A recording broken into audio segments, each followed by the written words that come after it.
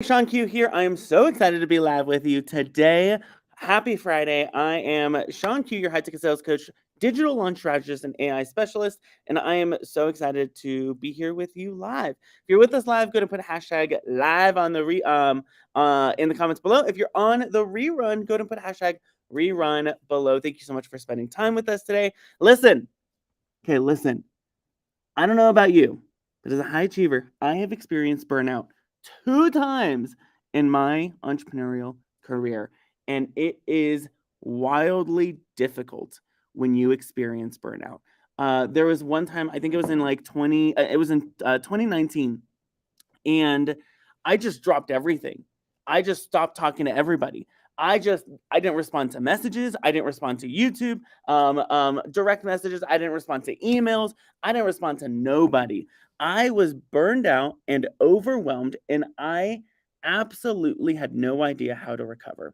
And there was another time when I completely burned out, and that burned out actually turned into isolation, and that isolation turned into depression. So, the topic about today that we're about to explore today with my guest is something that is incredibly important to me because I see it all the time.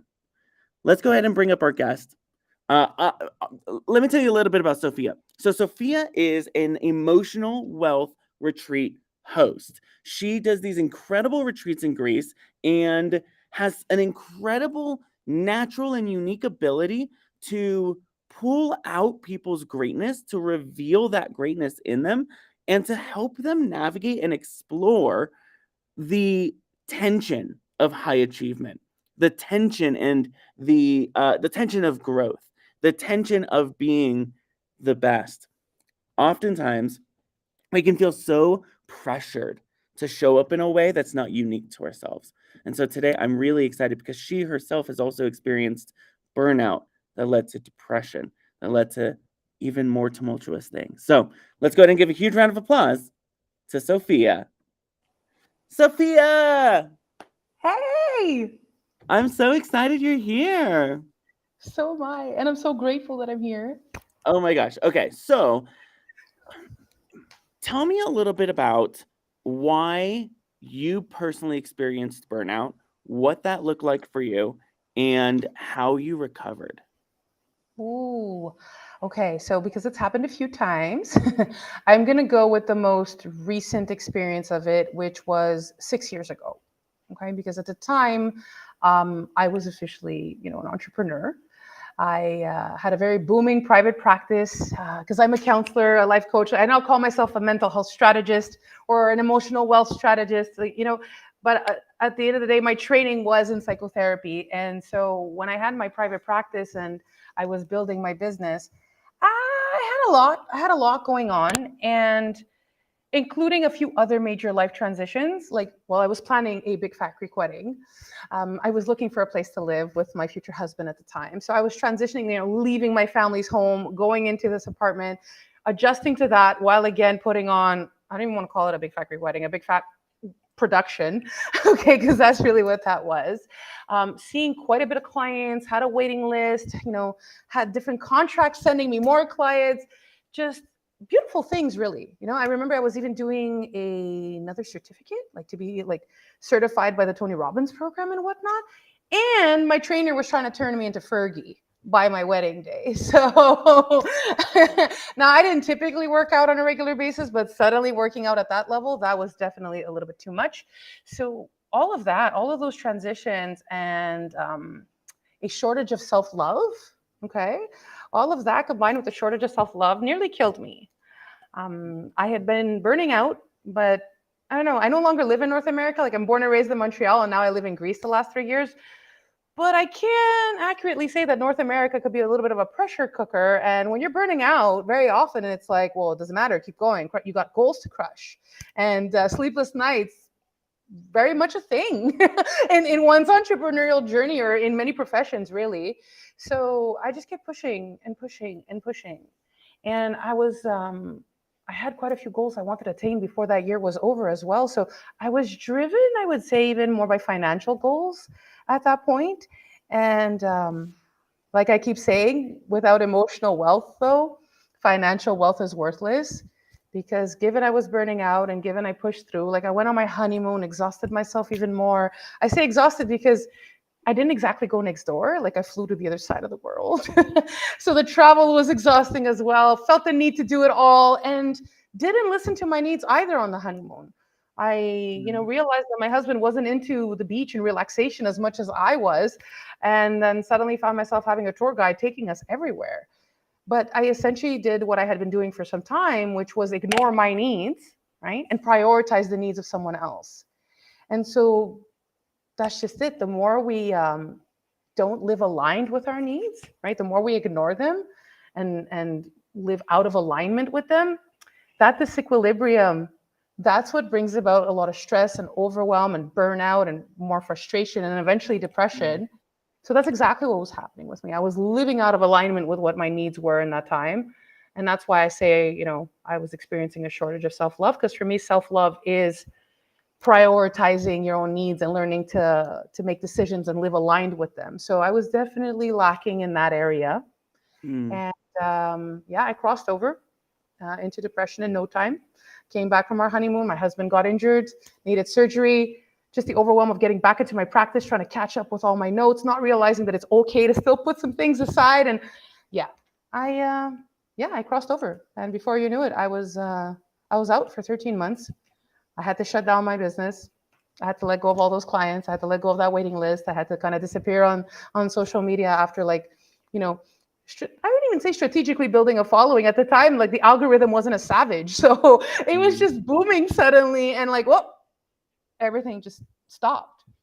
And I went from helping people, um, and what one would say thriving, even though it wasn't really thriving given what I was experiencing. But I went from that to wanting to end my life almost on a daily basis for about 13 months. Mm. So yeah, this is What where do you we're at. think? You mentioned a couple of things. You mentioned, without emotional wealth, financial wealth is worthless. What did you mean by that? Well, like I mentioned, um, without being emotionally restored myself, without listening to my needs and loving myself, right? It didn't matter how much money I had in the bank. It didn't matter what the financial goals were with that year. It didn't, because then I had to shut down my business, and I nearly died more times than I can count on my fingers and toes. And I'm not being dramatic. Um, it doesn't matter at that point. So if I'm emotionally unwealthy, it really doesn't matter how much financial wealth is like in my life at that point. Mm. It doesn't. When that monster rolls around, because I tend to call depression a monster. I mean, I wrote a book and I launched it a few months ago, and it's called, Depression Doesn't Discriminate, a no holds barred account of what this monster is really like. So when that monster rolls around, it doesn't really matter how much money you have or whoever else may Mm. have it around you that supports you and whatnot. And I mean it when I say it, that it doesn't discriminate. There wasn't a history of depression or anything like this in my family at all. It's just that I had one, my first major, nope, not my. I've been working with a mindset coach who helped me change my language around. So it's no longer mine, because for a while it's been like my 4 depressive episodes. No, no, no, no, no, they're not mine. They're definitely not mine anymore. So the first depressive episode that I experienced was, first year university, applying a lot of pressure, had learning disabilities too. So I took on a lot more than I can chew. Whatever the case may be, I had some kind of nervous breakdown. And before you know it, I developed a major depressive episode. That made me automatically more vulnerable and prone to having another in the future, should I ever be under periods of great stress, right, and pressure. So I want to make sure people don't have that first one. And if somebody's Mm. already had one, well, I want to make sure they don't relapse. Hence why I put together retreats like this. But if someone hasn't had one, I wrote the book, and in the way that I wrote it with very, very vivid detail, to open people's eyes. I keep saying that I Mm. created a movement of gratitude and hope, and the hope standing, right? I don't know if it's backwards, but to help open people's eyes. I truly want to help open people's eyes about this so that they don't end up losing their dream business or whatever else they've worked really hard toward, because they may never get it back, or it may take them a very long time. Like it Mm. has taken me 5 years to really come back at the level that I am now. I really don't want that for anyone. Definitely there's growth lessons. There's things I'm grateful for, don't get me wrong. But I'd rather you have perhaps some other suffering that you end up achieving some form of growth from, or some kind of lesson. Let it not be this. Yeah. Please let it not be this. So this is So, really, really important to me if it wasn't obvious by now. yeah, your book, Depression Doesn't Discriminate. Um, why did you choose that language in that depression doesn't discriminate? Because it really doesn't. I'm a pretty authentic person.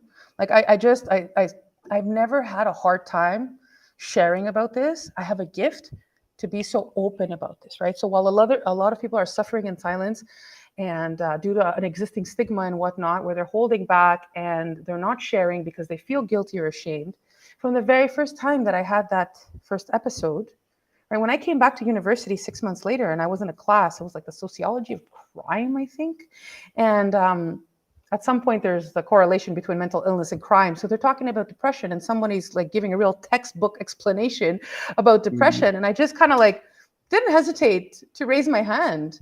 And just, and I'd recovered a few months prior, right? So I was like, no, actually, this is what happens, and this, and this. And I remember the whole class being like floored. Well, not the whole class, but quite a few people were just like, what just happened?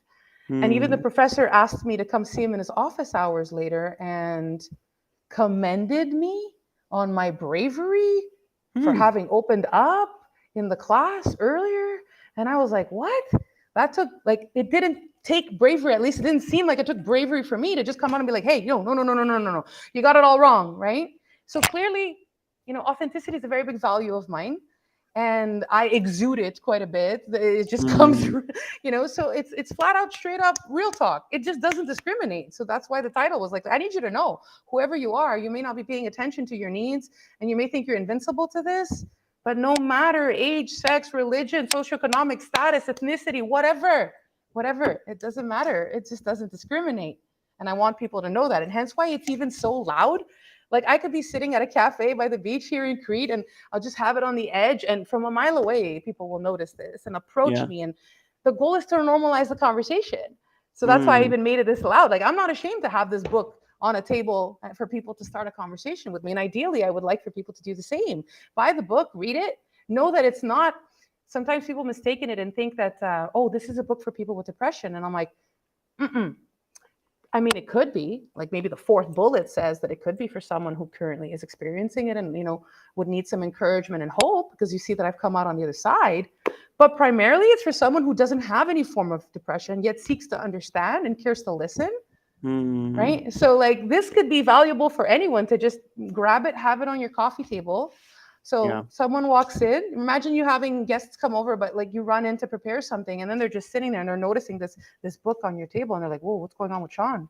Like, is he depressed? Why is he reading this?" And then maybe they could pick up and realize that, like, hey, no, Sean doesn't have to be depressed to be reading something like this, and it's okay if we talk about it over coffee. It really is. Like, Mm. let's get to that point. So, hope that answers So, your question because yeah, I love it. And I think what's so important is a lot of people um, know someone that they love that's experiencing depression, but they don't know how to help.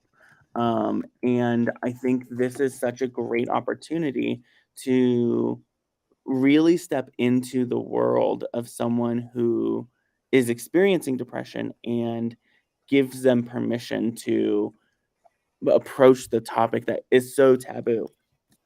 For those of you listening, I'm going to put in the description the link to the book because it's so good. I mean, it's such a juicy book. I'm going to put that in the um, they could go to depressiondoesn'tdiscriminate.com or just go to oh, Amazon, really. perfect. And yeah, Great. The depression doesn't discriminate.com. I put the Amazon link in my yeah, Facebook totally works. stream because it's such a great book and such an important topic. I know growing up, I experienced a lot of depression, especially as a teenager. And one of the things that would have been so helpful is to have someone understand and bridge the communication gap because I Hmm. didn't know how to ask for help as someone who is depressed. I didn't know how to communicate what I was experiencing. I just knew I don't know if I want to keep going. I don't know if I want to wake up tomorrow. I don't know. Like, I didn't know how to communicate that. I just knew the feeling of that. So I Hmm. think the work that you're doing and the mission that you're on to normalize that conversation is so key. And so you do these emotional wealth retreats. What led to the concept of this retreat? Okay, so honestly, I mean, I'm constantly honest, so it's not going to change now. Okay, so I love helping people, right? I love helping them heal, recover, grow, all of it. It's totally my purpose in life because every time I've tried to do different after recovering from a depressive episode, somehow something's happened and brought me right back to this, right? So my purpose is to help people again heal, recover, and grow. And I love to teach, right? So there's the fact that I actually love to teach, the fact that I'm an incredible listener, right? And love to hold space for people, and I'm a pretty kick-ass event planner. So I rock at event planning. For years, whether it's been like 3-4 day conferences or fundraisers or parties, whatever, anything, including my wedding. Um, I enjoy it a lot. And combined with loving this island and living on this island. So I've been coming to this island over 30 years since I was a kid. Like I'm gonna date myself. I'm turning 40 in December. I've been coming since 1987. So since I was like 3.5. But then I've been regularly coming since 2002 when I was 18. I know the island like the back of my hand. I love it here. It's a magical island. It's beautiful. It's just being here is so healing on its own, right? Being by the water and allowing yourself that time and space to do so by the water especially is just accelerates your healing. Not that we're looking to rush someone's healing process, but in an immersive experience of like 6 days, right? Yeah, there's a lot that could happen there, and water, being by the water or even in the mountains, but especially being by the water, that definitely is a very big added bonus. Yeah. So also, I love hosting. I really do. And for years, when friends of mine from Canada or the US would come to Greece and go to maybe other islands, because I'm born and raised in Montreal, Canada, but I'm born and raised very Greek. My parents are Greek. They immigrated in the late 60s, early 70s. I was raised extremely Greek. So, whatever the case, a lot of my friends in my circle, also Greek, was part of Greek dance troops and stuff. So, they would come to Greece and they would go to wherever their parents were from. And then I'd be like, you need to come to Crete. I'm going to show you the time of your life. You just need to come to Crete. And they would, and that's exactly what would happen. So I love hosting. I love Crete. I love hosting you on Crete. I love event planning. I'm pretty darn good at it. I love teaching. I love helping you heal. And hey, it just made perfect sense that I get to combine all the things that I love doing. Love. It's not even like, no, I love all of that. Yeah. And hence it was like a no-brainer for me So to be, tell me, tell me a little bit about who this is perfect for. High achievers, I have a very soft spot for you. I'm not going to like narrow it down. You don't have to be a high achieving entrepreneur specifically. I've experienced 4 different episodes in my life. And, one of them was when I was becoming a professional, when I was finishing my studies. And the other one, the third one, happened after I had become a professional and was really looking to move up in my career. And the third and the last one happened while I was an entrepreneur. So really at all points of my life, if you think about the first one, it was when I was in the first year of university, and I was high achieving. I definitely was, and I definitely took on more than I could chew. So generally speaking, I've been a high achiever for most of my life, and I do have a soft spot for high achievers. So if you're a high achiever that is overwhelmed right now, even if you're not overwhelmed, but let's say you are, this is definitely for you, right? If you're someone who needs a break right now, who has been just applying too much pressure, who's just exhausted, right? This is definitely for you. If you're someone that, recognizes the importance of emotional wealth, or I don't even want to say mental health. There's a reason I say soul health instead, which I could get to in a sec. But if you're someone who recognizes the importance of that, then this is for you, absolutely. Because coming to something like this helps you shift from being a high achiever to a high performer. Because a lot of us high achievers just run ourselves into the ground. But a high performer, definitely achieves balance along the way and also listens to their needs and takes steps to meet their needs and love themselves, right? At the same level that they commit to loving and doing whatever they need to do for their business or their career. So if we want to go from possibly doing a little bit too much for your career or your business to balancing out, right? So that you could continue to thrive rather than possibly feel like you're in survival mode, then this is definitely for you. I love it. So Tell me yeah. a little bit about like what the typical day looks like. So we're we get to Greece, it's Hmm. beautiful, and then what happens?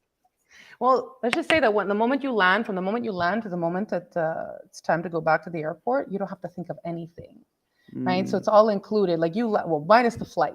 You get yourself to that airport, and then from there, the rest you will never. I mean, you'll have to think while we're doing the workshops, right? And reflect, and let's have some pretty powerful moments there. But otherwise, you don't need to think. So you land. It will be included, of course, the airport transfer. We're going about an hour and a half away, so we really are retreating and going to the south coast of Crete. And now, okay, that first night will be like a really fun welcome night. But then the next day, from that moment we wake up, we're going around the pool and we're doing what I like to call an hour of power, which, to be quite honest, was inspired by Tony Robbins. Love the man, and so I call it an hour of power. Like, took that from him. And so between the meditative practices in the morning, right by the pool, the movement, I have a Pilates specialist as well who's going to be there with us on the retreat. Morning movement, morning meditation, morning gratitude practices, right? And then head over for the incredible breakfast that's included with this beautiful hotel that we'll be staying at. And then from there, we're going to go to this private villa that's not too far from there to have the seminars.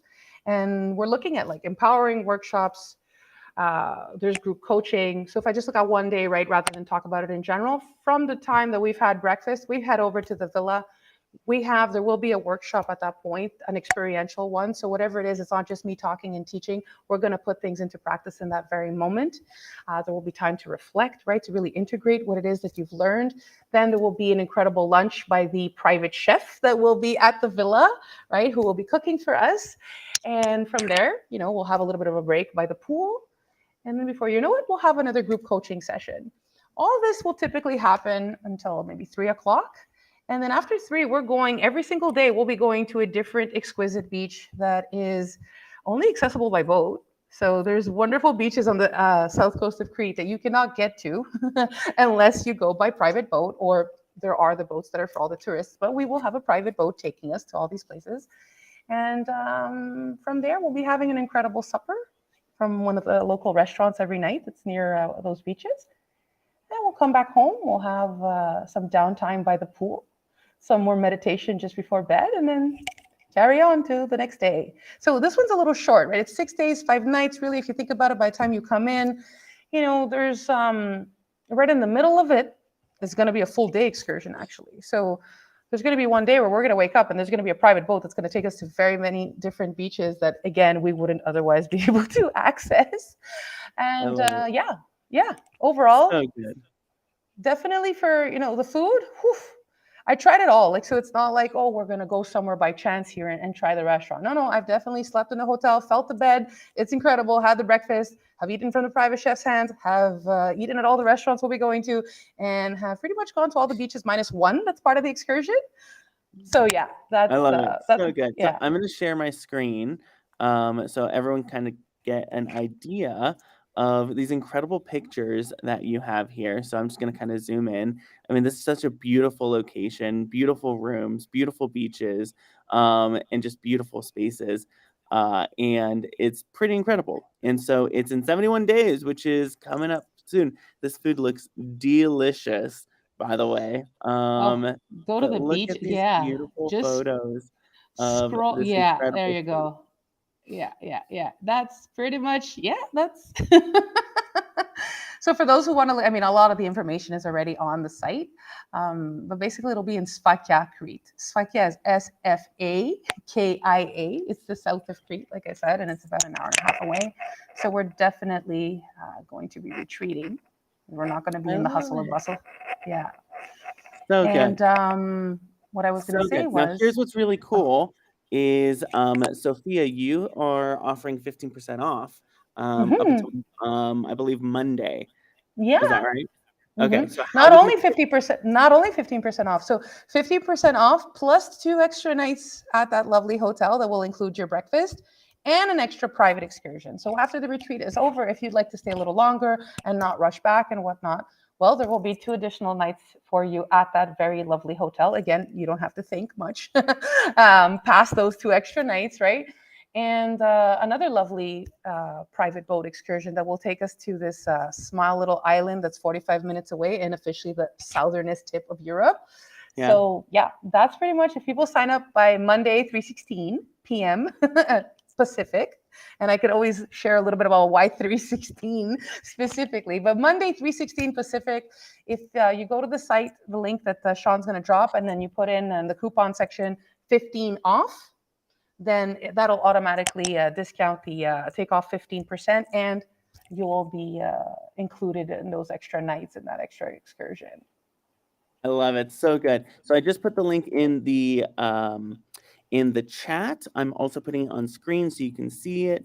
But get yourself to Greece. I mean, this is going to be an incredibly fun and incredibly relaxing and rejuvenating experience for you. So if you're in a space where you're like, I want to prevent burnout, I'm experiencing burnout, I need to get out of this kind of routine and cycle.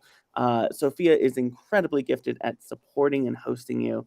And so you're going to find such a great time in Greece. Click that link below or go to that link and you'll be able to get that 15% off, the extra days in Greece at that hotel, and all of the goodness that comes with Sophia. Sophia, I'm going to give you the last word of encouragement. What would you say to encourage someone who is listening right now who might be experiencing burnout right now?